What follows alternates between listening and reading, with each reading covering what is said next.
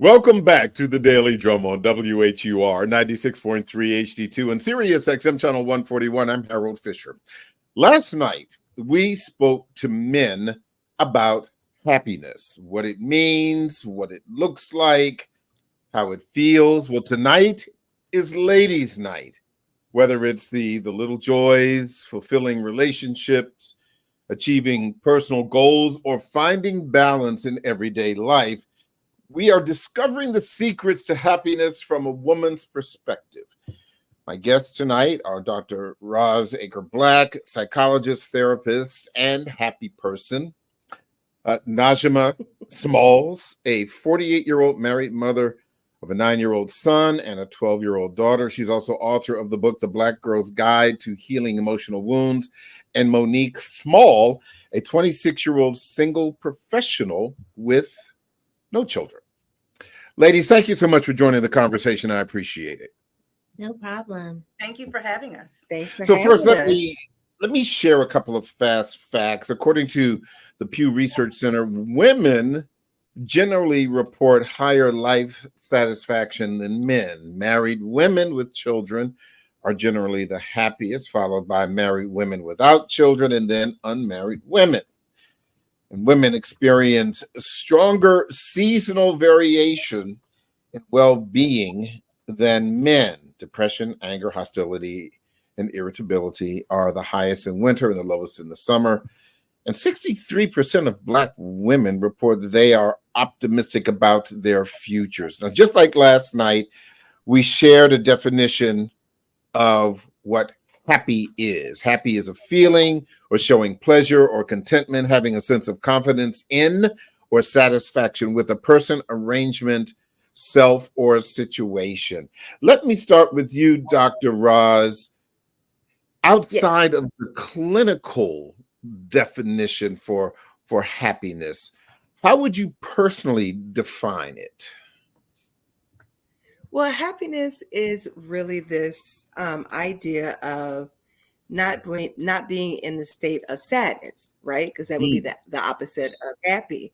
So not being in the state of sadness, happy being a mood uplifter, if that makes sense. And where our serotonin, and I did get clinical, my apologies, but where our serotonin levels That's what you do, right? I can't help it, I'm sorry. Our serotonin levels are increased. And so because of that, we have a change in a mood state. And so we appear to be happier than sad, if that makes sense. Mm-hmm.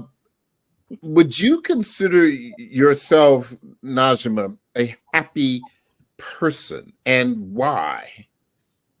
Yes, I definitely consider myself to be a happy person because I work at happiness, right? Happiness just doesn't happen. You just don't wake up happy unless you fight for it and you protect it. So for me, I make sure I do all of the things that make me happy. Spending time with my children, sitting outside, going for a walk, traveling, rest. I'm big on rest. Rest makes me happy. I love a nap. I'm a nap person. I will get a nap with you or without you. I'm going to nap. Food makes me happy. Fulfilling goals make me happy. And I also look at what doesn't make me happy, right? Drama doesn't make me happy. Animosity doesn't make me happy. So I also look at the things that that take away and chip away at my happiness. And I make sure to be relentless in detering those things. So if I'm in a friendship or relationship with someone and we have a disagreement, I'm very quick to address it up front because I don't allow it to fester, because when you allow it to fester and then you start gossiping about it and so on and so on. So that all of that chips away at the relationship, which then chips away at your happiness, right? So I think for me, it's also being mindful of what takes away from my happiness and protecting it and defending it at all costs. Monique, how would you define happiness for yourself? I think it's more of an inner expression and an inner experience, which you have going on within yourself. I think a lot of times people define happiness based on the external and what's going on in regards to situations or how they might be perceived by others or their interactions with others. But I think it's more so an internal choice each and every day to do the things that serve you, and finding contentment despite the circumstance. So even though I might not be in the best place career-wise, or my relationship with this person might not necessarily be where I want it to be, you have to choose every day to find happiness within yourself and do the things, to keep yourself moving and going on a day-to-day basis. What makes you happy, Monique? I would say the things that make me happy are, that's actually a really good question. I would say just stability in my day-to-day life, being able to be at peace and not have a whole bunch of chaos and confusion around me make me happy. Feeling valued by the people around me makes me happy. I would say on a more surface level, like things like food, spending time with my family and my friends make me happy. It really just depends. Okay, we have two women who said that food makes them happy. So that Lord, like if you like, the thing is, like, if I have my mind set on something really good to eat, the worst thing is when you go through the drive-thru and then they forget your sauce. It's kind of just like, now I can't even eat it. I'm unhappy. I have an attitude. I just want to go to sleep. So it's a hangry thing. Yeah. Oh my gracious. So Roz, for anyone Yes. who has had an opportunity, who has had the privilege and the pleasure of meeting you, they know that you are almost always in a good mood, a happy person. They have to put on very dark shades to keep themselves from being blinded by your smile. But how did you get to that point as a Black woman through your childhood, through college, and now as a professional and as a married woman? Have you always been like that? That is a fantastic question. And I want to piggyback off of what Najima said in terms of it's a fight. It is a daily choice and commitment. And so what people don't realize is that you can either choose to be happy or not be happy. And so every morning, I'm not going to act like every morning I get up and it's all unicorn and rainbows. It's not, it is a process. I wake up and determine that I want my day to be a fulfilling day. And what does that look like on the outside for me, for that to be a fulfilling day? And so in that moment, I realized that I need to have a spirit of gratitude for what I do have, because when I focus on what I don't have, that's only going to put me in a negative space. So I don't tend to like to be in that space. And so I do wake up every morning with a spirit of gratitude. And I make a choice and a commitment every morning to be happy for the day. Any day that I wake up on this side breathing, I recognize that I have a whole new day to get it right. Whatever I messed up the day before, I have brand new mercies, right? And grace every day. And so it really is a choice and a commitment to be happy. I'm not going to say I'm happy all day long, but I know that how I start out my day will determine what my day looks like. And so at the end of the day, I always want to say that I did my best in this day. I gave my best in this day. And so I know that I have to make that commitment to look like I am actively trying to give my best. And so for me, I'm just as you said, I'm always smiling. I'm just a happy-go-lucky person. And I guess I've always been that way. My whole family's like that. It is like the personality of the Acres. We're always smiling, laughing, giggling, just always having a good time. And so I think my parents did a really good job in terms of raising us in that sense of gratitude and being grateful for what you do have, and not really lingering on what we don't have. And so I think that's where it comes from. Najma, you were nodding your head. Yes, I completely agree with you. Because I'm that type of personality as well. I'm a happy-go-lucky, always in a good mood. I'm a very even-keeled. I've never been one to prone to mood swings, even on the worst days. My daughter, for example, had pneumonia. We've been in and out of the emergency room.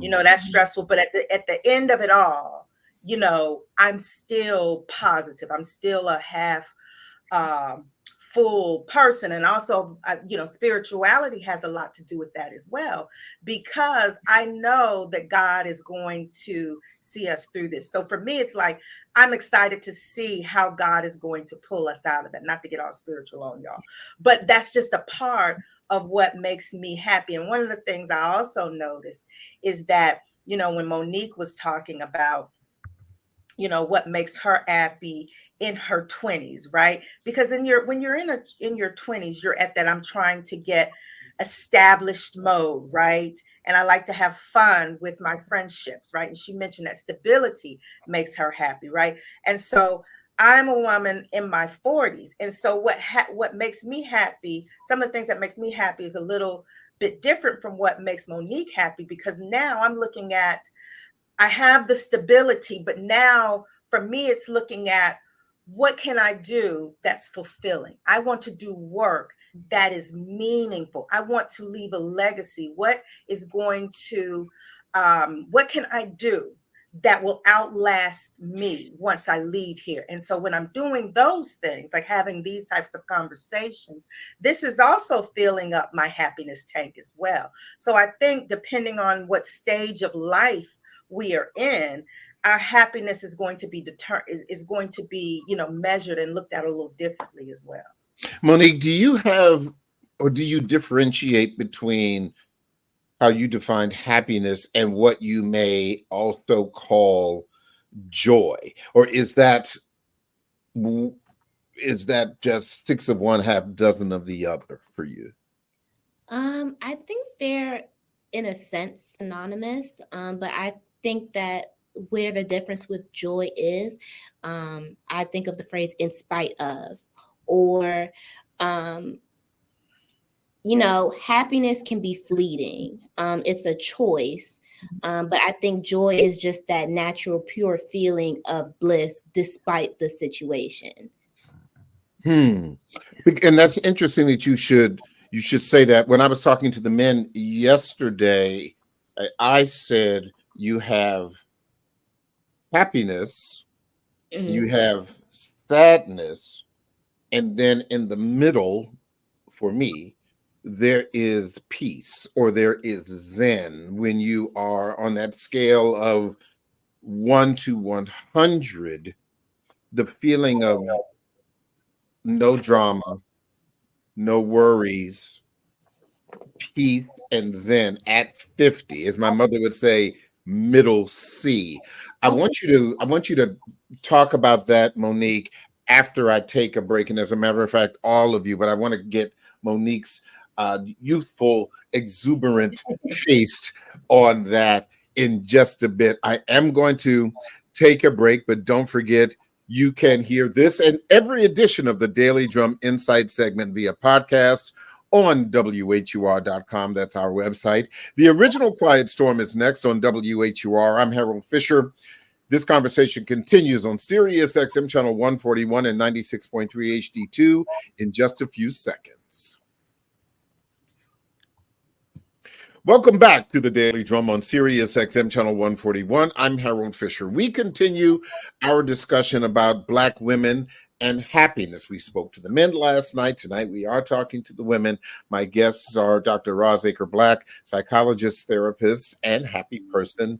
Najima Smalls, a 48-year-old married mother of a 9-year-old boy and a 12-year-old daughter. She is also author of the book, The Black Girl's Guide to Healing Emotional Wounds. And Monique Small, a 26-year-old single professional with no children. Before the break, Monique, I was talking about middle C on the piano, that level of 50 between 1 and 100, the zen, the peace. And you spoke about it earlier when I asked you about peace. Your thoughts about that? I think that joy encompasses peace. So joy you have a level of peace. You may not necessarily be happy with that circumstance. You may not find contentment in what necessarily the external factors might be, but you have a peace within yourself that, okay, I'm good, I'm thankful, I'm grateful. I can be content in the fact that I'm here, I'm okay, everything is going to continue to keep moving. But do I prefer this? No, but I still feel like there is a level of bliss there, if that makes sense. Mm-hmm. Dr. Ross?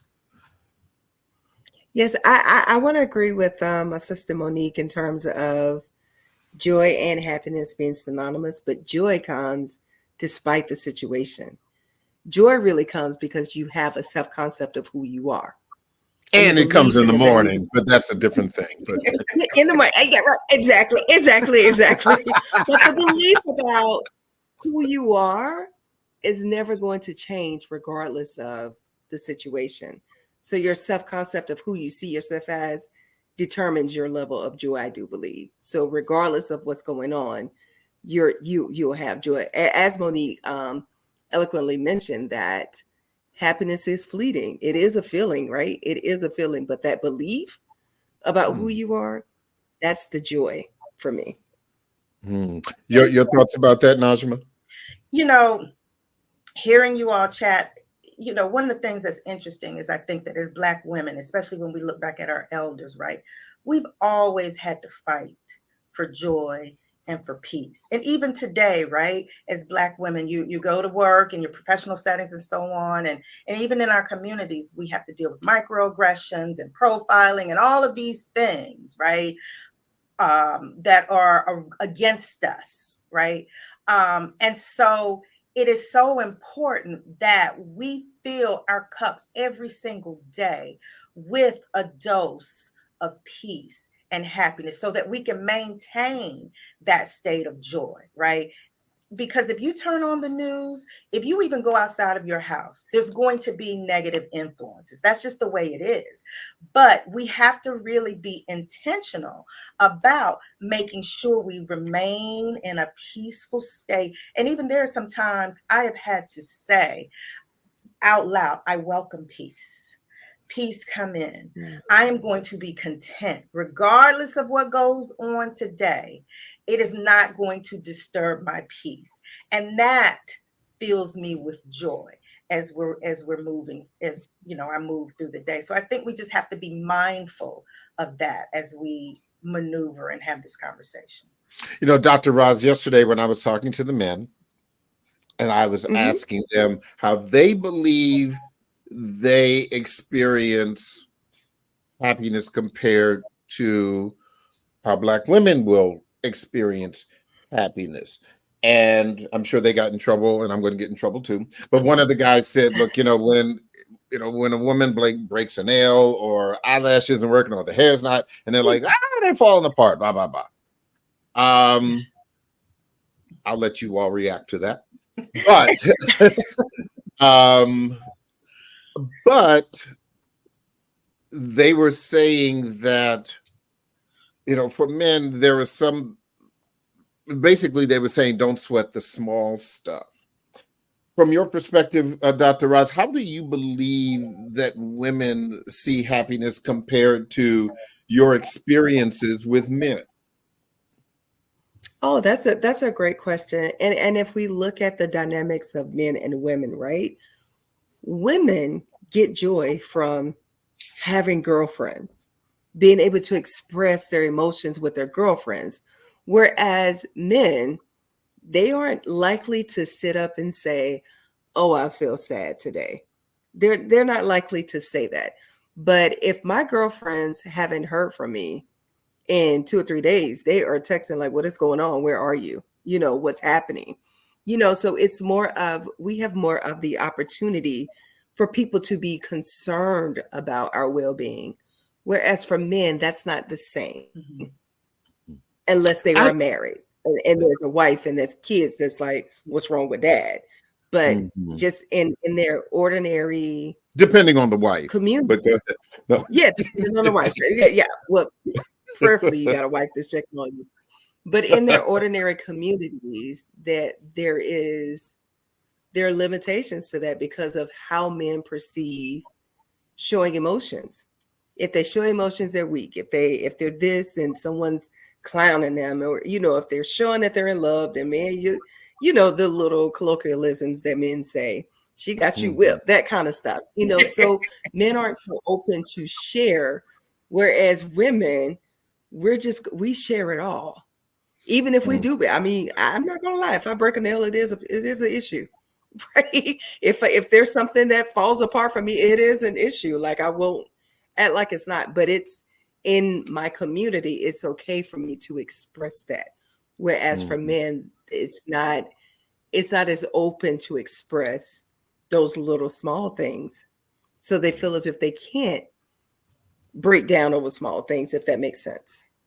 It's interesting because I would agree to you to a point based on the conversation that we had yesterday. And in that, the men that I chose to have the conversation were brothers who I would say are emotionally and intellectually evolved, because one of them in particular, Walter, he spoke about, and Walter is 49. Okay. Educated, and he's one of my frat brothers. He's a Kappa, and he said that at this stage in life, that men can find happiness when they find the group of men around whom they can be vulnerable.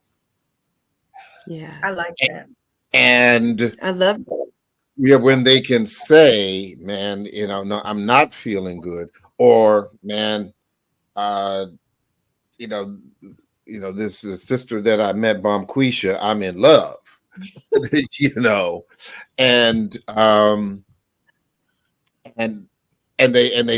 they spoke about the health of that. And so at least within the parameters of that conversation yesterday, some men are beginning to evolve, like that. I did want to ask Monique specifically about her peer group, because it's been a long time since I have been 26 years old. So, and as a matter of fact, my daughter is 26 years old.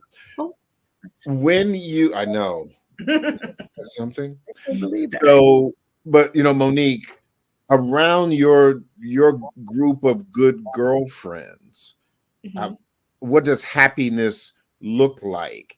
And do you believe that there are just some people who just can't be happy, no matter what you as a happy person, as you define yourself, are always?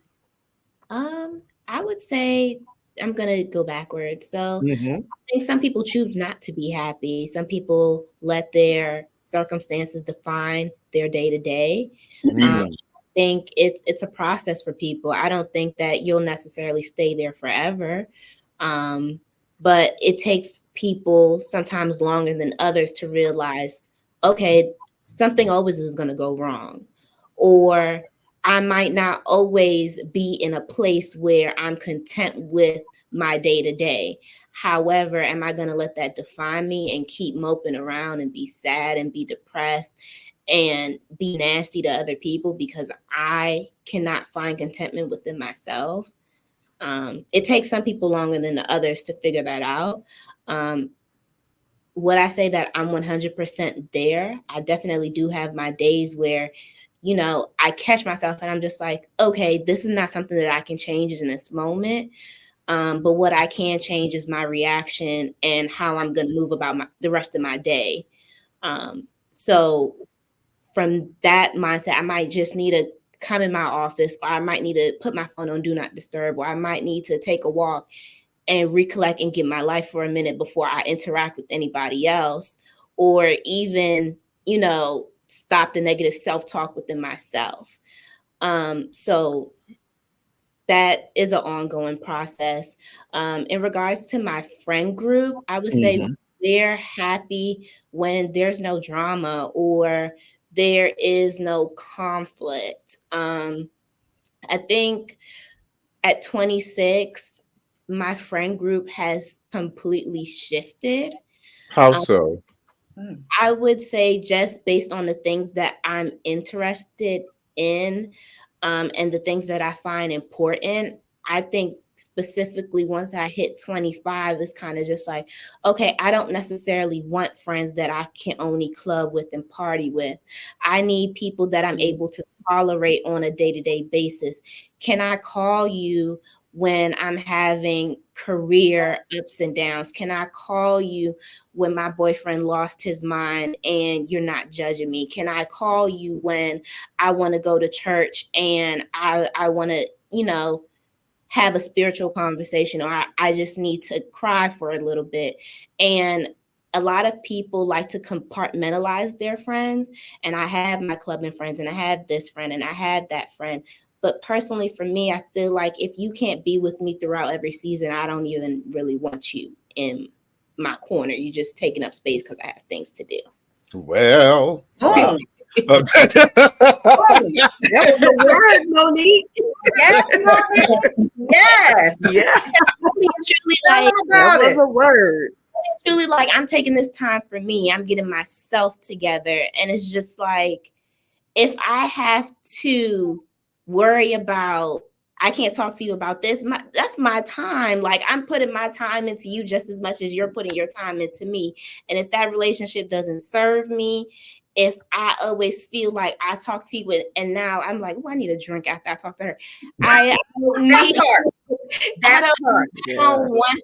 want it. It's just like some people they just leech onto you. And it's just like, after a while, even in relationships, when your partner is always unhappy or they're always negative, those things rub off. And I'm an empath. Like, sometimes I even call myself a hypochondriac, because when other people feel things, I feel it. Like my friend, she had COVID. I'm like, oh my gosh, do I have COVID? Like, am I sniffling? Am I coughing? Like, so people's energy really do rub off on me. And you have to be cognizant of who you have in your space, because if that person is unhappy, subconsciously, like, you're like, okay, well, his mom died, well, and he's unhappy, and his boss suck. Does my boss suck? Am I happy in my relationship? And it's just like, then you start thinking and thinking and thinking and thinking. So you really do have to, like, watch, like, who you have in your area in order to guard your peace, guard your happiness, and your contentment with your life. I have a question about relationships for the married folks. I'll start with you, Roz.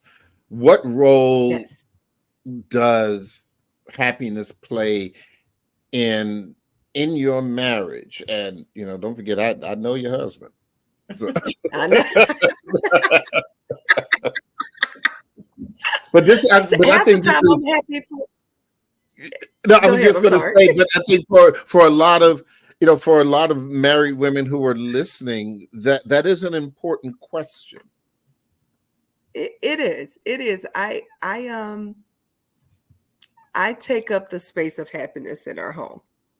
What do you mean by that? In actuality, I'm happy for the both of us, if that makes sense, because sometimes his job is so ridiculously crazy that he's always working, that he doesn't always feel that he has the space to be happy, if that makes sense, because he's always working. He's always trying to be the provider and always trying to make sure I'm good and make sure the house is good or whatever. And so I have to tell him, like, it's okay to have a moment.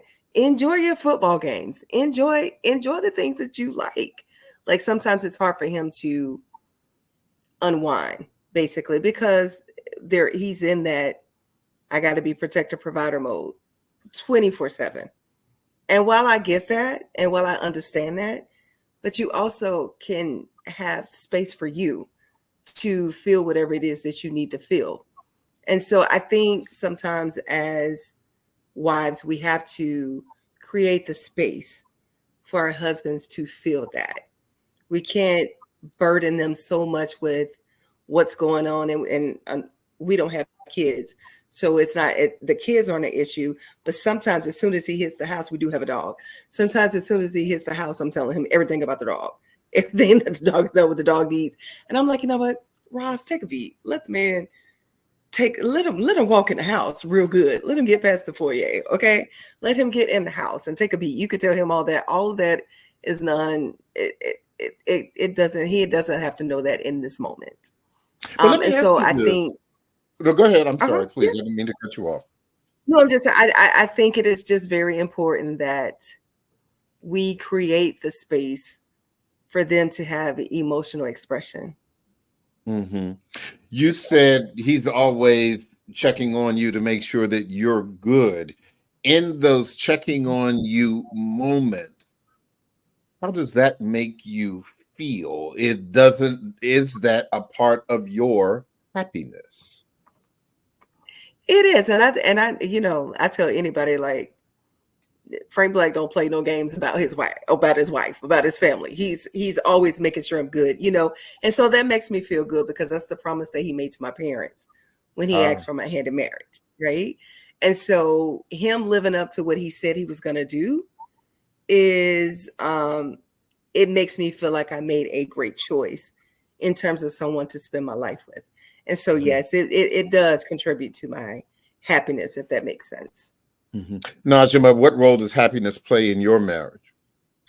It plays a big role, but the thing, how it works in our household is we aren't responsible for either person's happiness. That's on each of us to identify and to determine.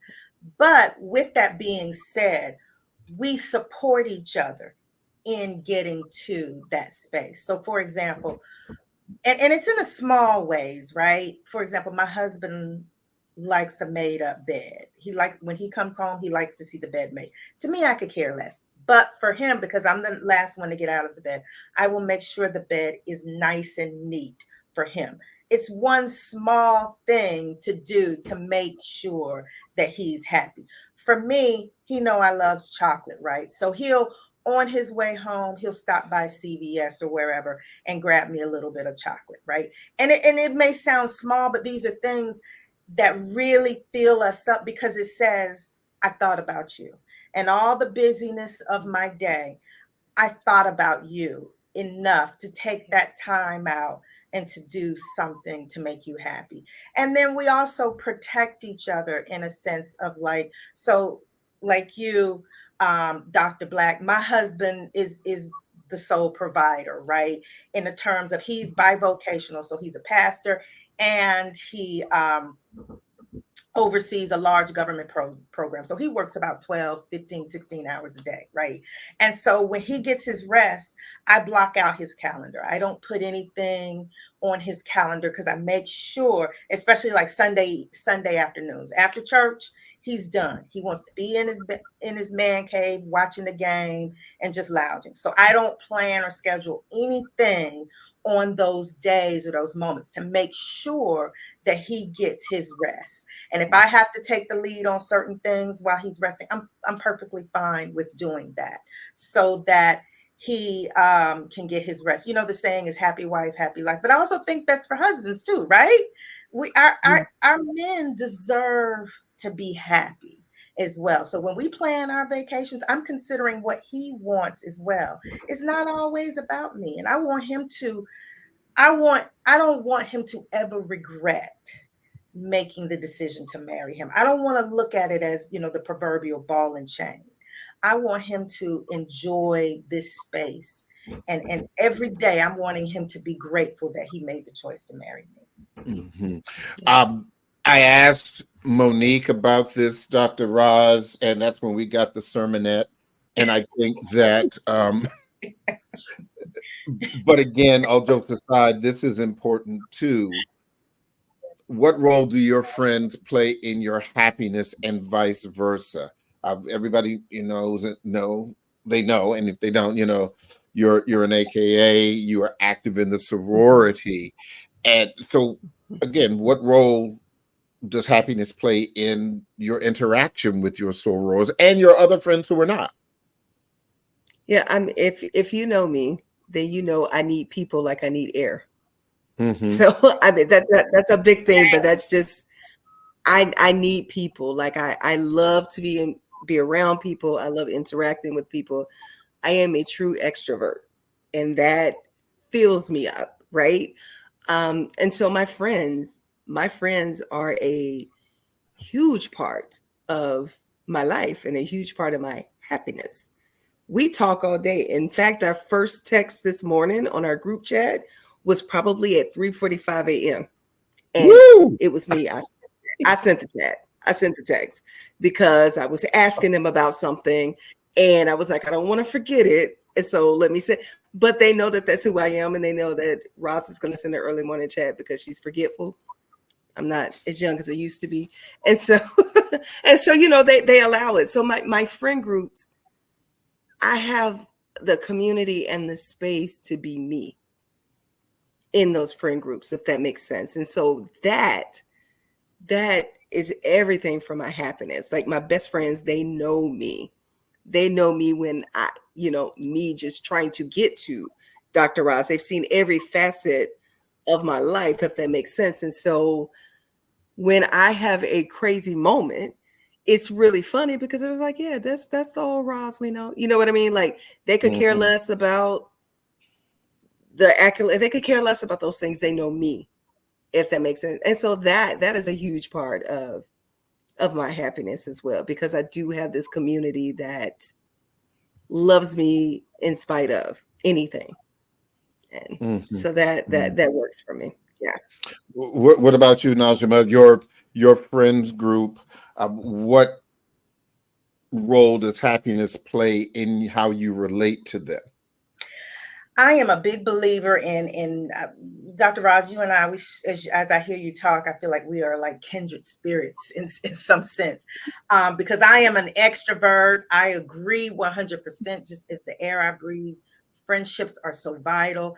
I have healed. It is through my friendships that I have found healing. And sometimes you're talking to your friend and it becomes one big therapy session. She crying, you crying, everybody crying, that kind of thing. So I think they're so important, but at the same time, I believe, particularly as Black women, it's so important that we show up in our relationships as whole, and we show up, we're doing the work to make sure that we're not bringing a bunch of drama, baggage, and unhealed emotional wounds to our friendships so that we won't bleed on each other.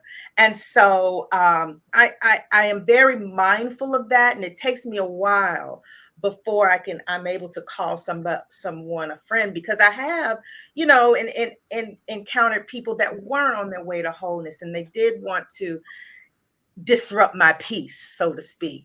And so, I do believe that we got to vet people before we bring them in, just to protect our own sanity and so forth. But I believe that community, one of the best things that God has given us is community. And especially for me as a pastor's wife and so on, I have to have people in my space that are comfortable with my humanity, right?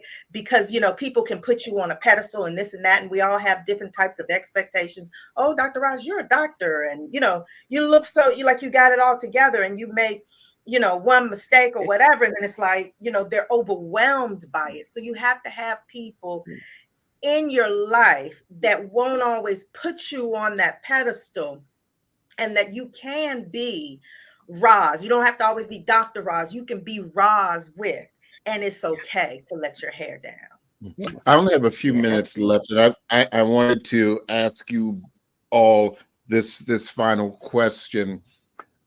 Monique, briefly, what do you believe your next steps are in life to being happier? That's actually a really, really deep question. I would say, Najma talked about it earlier, is she is now at a place where she's more stable and she has found her purpose, but what things give her fulfillment. And I think that's, I guess, the next steps for me. I think I'm very, well, I don't think, I know that I'm very caught up in finding what my life's purpose is, where I want to be career wise, where I want to be relationship wise, where I want to be financially. And I think those things have a great impact on my day to day. A lot of times I'm very caught up in, okay, well, I'm not necessarily where I want to be at. I can't do the things that I necessarily want to do, but those things don't necessarily matter in the grand scheme of things. When I have a family and I have kids, they're not gonna care if mom has a PhD. They're not gonna care if mom works at CVS. All they care about is my mom a good person? Does she love me? Does she care for me? And I think I just want to be at a place where there's things and people around me that are fueling me in order to be able to show up and be that person that my future kids will look up to. My partner is going to be proud to have at their side, and that my friends are going to be like, okay, like, yeah, that's my girl. Like, and they shine and they bright up a room just talking about me.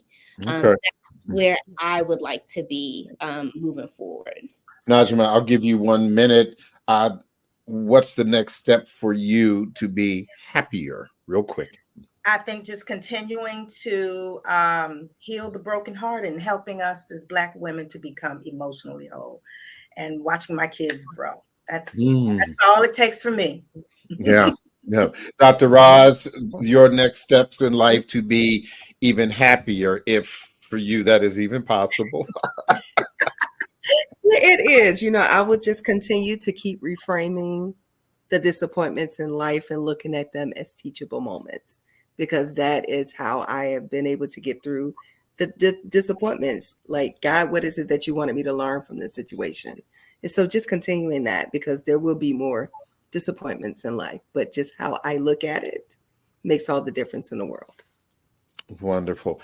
Ladies, thank you so much for taking a moment of happiness to talk to me and to give me a chance to understand, and hopefully those who have a chance to listen to this, not just Black women, but Black men, to help understand. I think both groups are not as far apart as you might think. So thank you so very much. I appreciate it. Thank you. That Thanks is for having the us. Daily Drum for this Thursday, October 10th. I'm Harold Fisher.